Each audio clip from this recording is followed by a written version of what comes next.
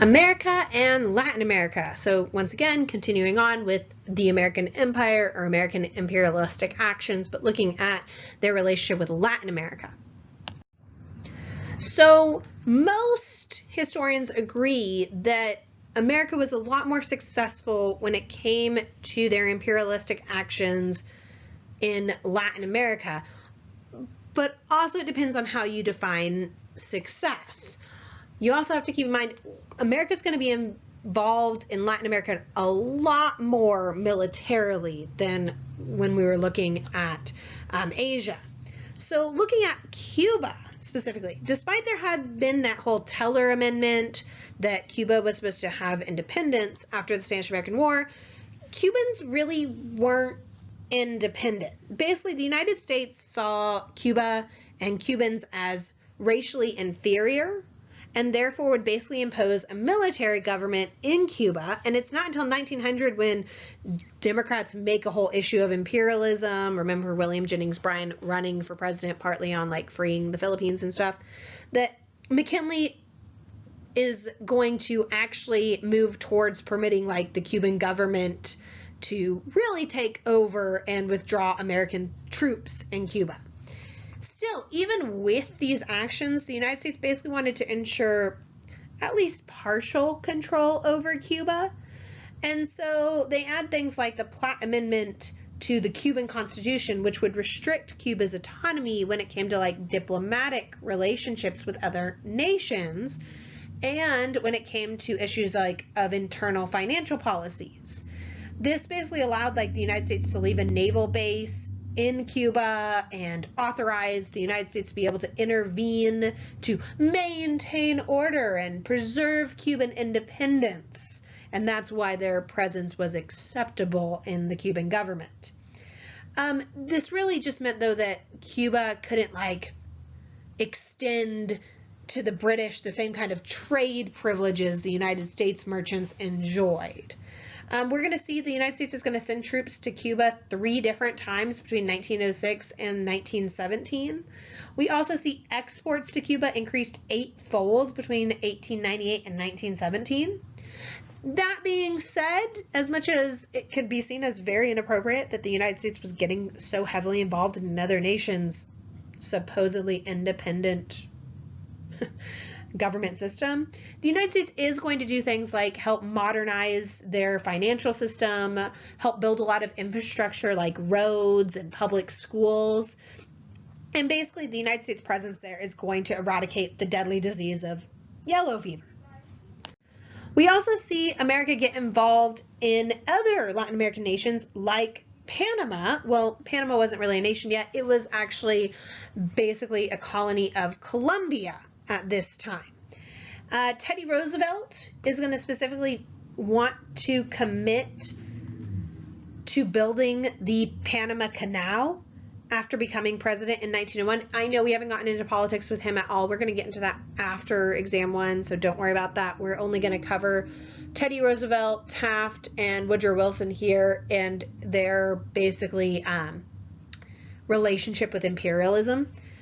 But so Teddy Roosevelt is the president after 1901, and he is going to have a very assertive presidency that's actually going to largely characterize the United States foreign policy to a point to this day.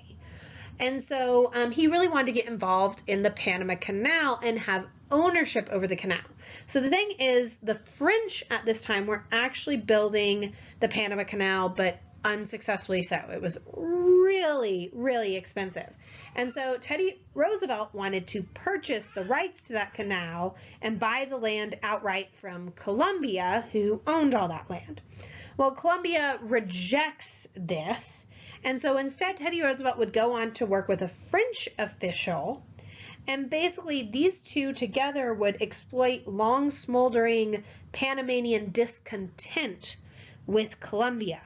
And so the French official actually helped organize a rebellion of the Panamanian people, and Teddy Roosevelt would then order naval forces to Panama and basically prevent the Colombian troops from landing there and putting down this insurrection.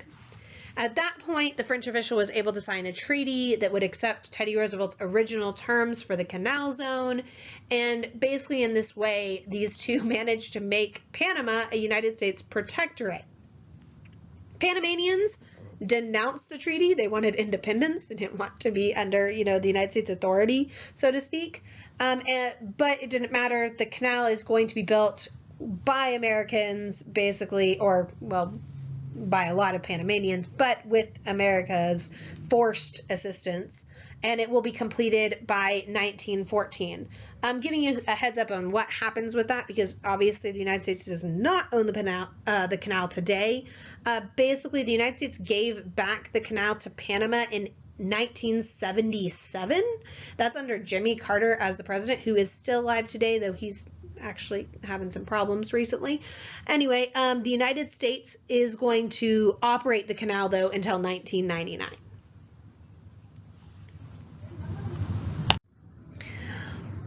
Really looking at Teddy Roosevelt and his involvement in Latin America can be all brought back to one big point, which is the Roosevelt Corollary, which was a specific portion added to the Monroe Doctrine. This was really added first to protect the security of the Panama Canal, but really it was about ensuring American authority in the Caribbean. Basically, America wanted to eliminate any kind of pretext Europe might have had to intervene in Latin America. And basically, this was a way that America could promote their own control over trade and investment across Latin America. So the Roosevelt Corollary is this policy that justifies United States intervention and thus United States authority in Latin America. Latin Americans really resented the United States' unilateral claim to authority. They replied to the Roosevelt Corollary with the Drogo Doctrine that was actually later incorporated into international law that prohibited armed intervention of collection of debts, because that was a lot of it, is that the Europeans had debts that Latin Americans owed them, and so they would try to intervene in Latin America to get these debts back. But America said, no, you can't do that anymore. But then America would step in to collect those debts, was the idea, on behalf of the Europeans.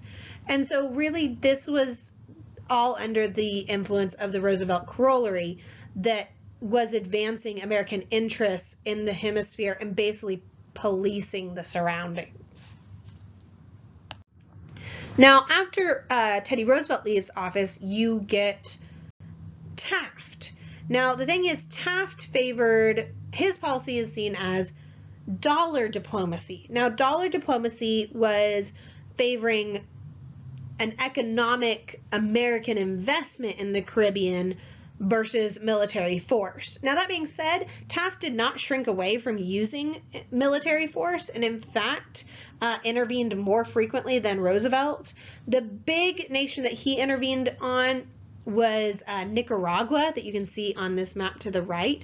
I'm not talking about all of this, but he is going to start using military force there that's going to actually be used in Nicaragua for the next 2 decades.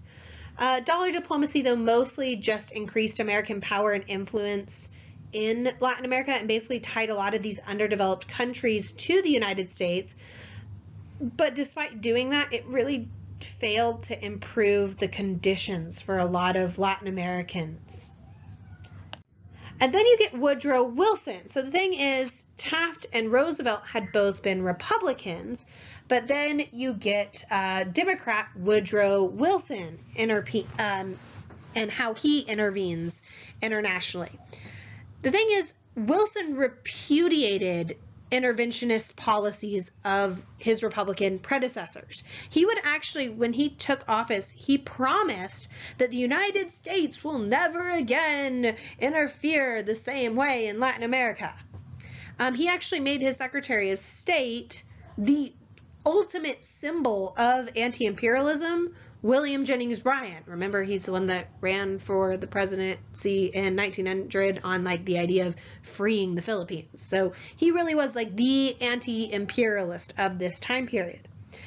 Wilson would go on to like apologize to Colombia for Roosevelt's seizure of the Panama Canal Zone. And yet his words don't really match up to his actions, because Wilson actually becomes the most interventionist president of the three of them. Basically, long story short, Wilson is very much racist. And we see this with some of his policies in domestic policy later, with things like he resegregated the White House.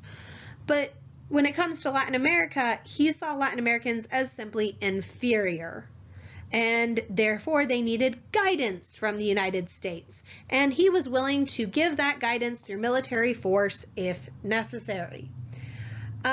He basically saw other cultural and national aspirations by others as just simply wrong because they were different from the United States.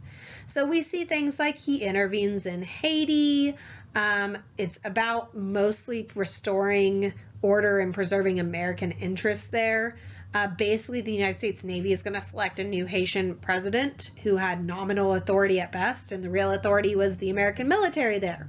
It's, once again, you see that kind of usual theme of military rule improves like transportation, sanitation, education systems, but a lot of things like forcing labor programs will provoke widespread resentment, understandably.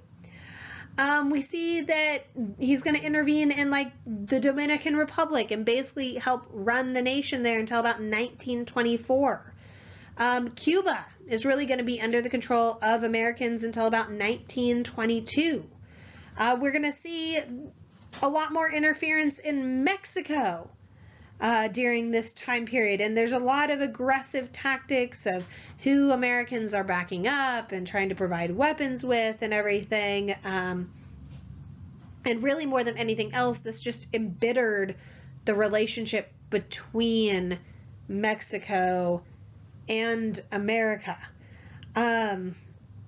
We tried to like support different groups in Mexico at different times. It's really, really complicated, honestly, but I would recommend reading that section of your book because it's really, really fascinating. We also have to look really quick at America's relationship with Europe during this time period. Generally, there's a policy of non-involvement when it comes to America with Europe at this time. Europe is really realizing America's power, though.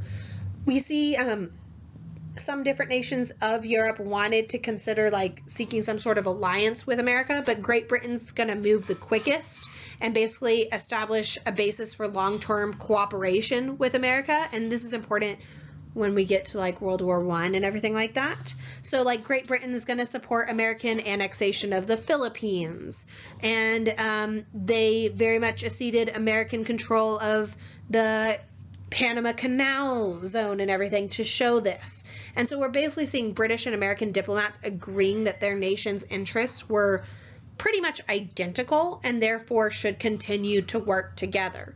We do see Teddy Roosevelt cautiously intervene in European affairs, like helping resolve a crisis over the control of Morocco in 1906. But you got to keep in mind the Monroe Doctrine was also about America not getting involved in European affairs. So really, America doesn't have a lot of concern with the wars of Europe and their imperial role elsewhere. So, looking at all of American imperialism, what does America's imperialistic actions tell us really about the United States at this time?